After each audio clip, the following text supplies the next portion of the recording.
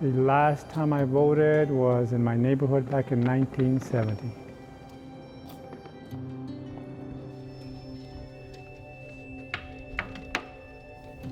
It was all with eyesight, and I would go into the booth and had to read all the measures and all the people that were running and make my mark and then put it in the ballot.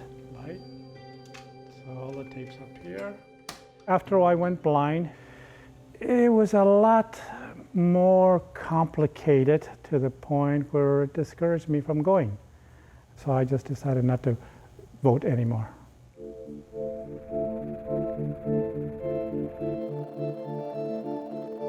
Today, we still vote in Los Angeles County on voting equipment that was originally introduced in 1968.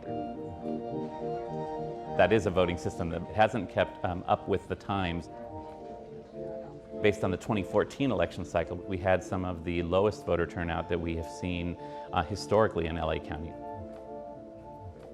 It's symptomatic of a trend that we're seeing all over the country. So then the question becomes, why are people not voting?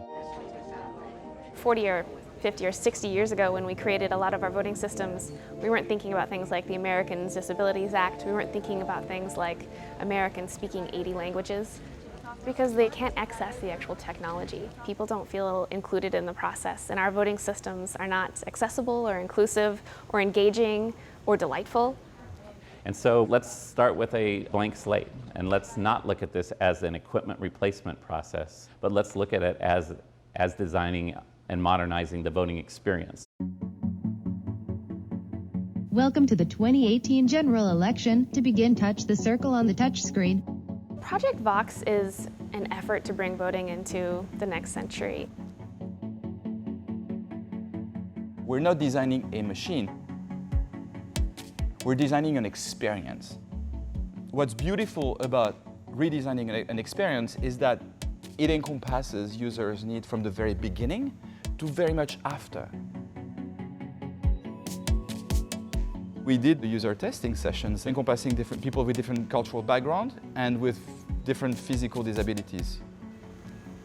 Ernie is somebody who has come into our process, come into helping us co-design this voting system. We've had him come in about once a month to really get down and dirty with us, to help us design, to help us refine. He's also someone who isn't afraid to tell you when you're not doing it right. I'm going to be here if you have any questions, but let's just see how it goes for you, just exploring this on your own, and let me know if you need anything, and I'll stand right here. When I first used it, I more or less reached out, found what I needed to do the work, and did it. It starts talking to you, how to put in your ballot, how to find the tablet to vote. I gave him my suggestion as to which one would be the best. And the suggestion that I picked was not so many buttons, because we are blind, and when you have too many buttons, it kind of gets a little confusing. But I was impressed by how much work they had put into it.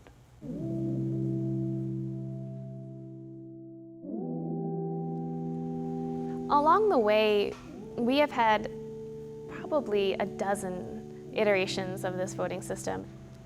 We're really proud to say that over 400 voices have contributed to this project. But we're also proud to say that those voices all played a really big qualitative role in creating the design that you see today.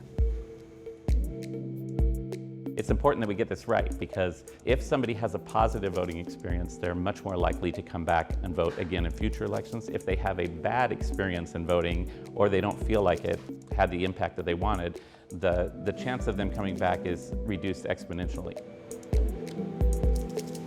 It's incredibly heartening to understand that the system we're building is going to allow people who have never voted or who haven't voted in 30 or 40 years to come back into our democracy. I'm going to be able to go back to voting. Each time that I come here, I see improvements, and I can't wait till we see it in action at the polls.